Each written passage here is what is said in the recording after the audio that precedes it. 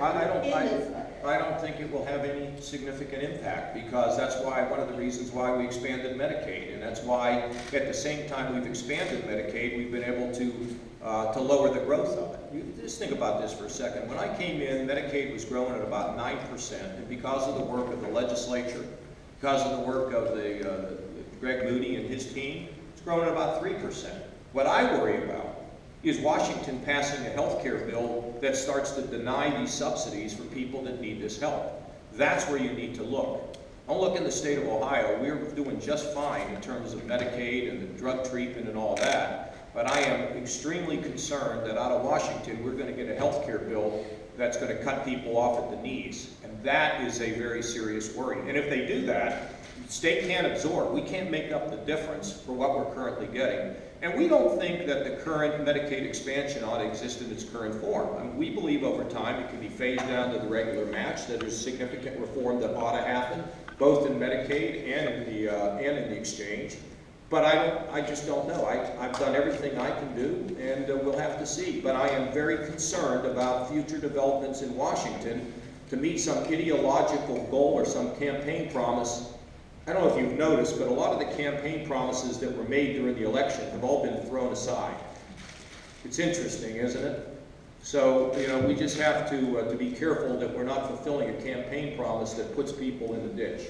Director Keene's going to stick around that for us. Hold on. I think that when we look at the opiate problem that you asked about, that's something that the House and the Senate and the administration are going to have to work on, but we will have priorities, and I think it's important that we continue to do what we think the right policies are and base our priorities on what's available.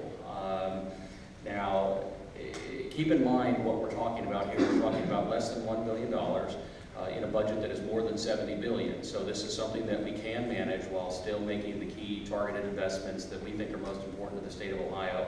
I don't think that anybody disagrees that that the opiate epidemic is one of the most important issues facing the state today. So we'll air that out over the legislative process for the next 3 months, but I think it's far too early for us to speculate about what we're going to do or not going to do. This is more about us acknowledging that there is an issue again that anyone who's been following the revenue numbers has known about for several months, and that we're all committed to working together to closing that gap. Look, let me just follow up on what the President though. Look, this is not a pull the fire alarm and splash and burn. It's not what we're doing. We're trying to say we want to make sure we're setting the state up into the future. We're seeing some signs that we want to be cognizant of, and we're going to practice some restraint in this budget to start preparing that for the future.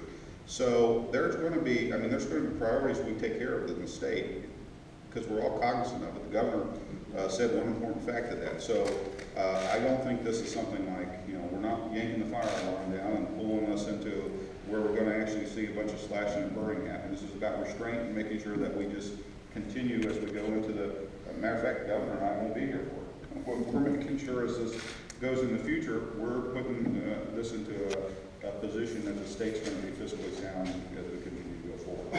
Thank you, everybody.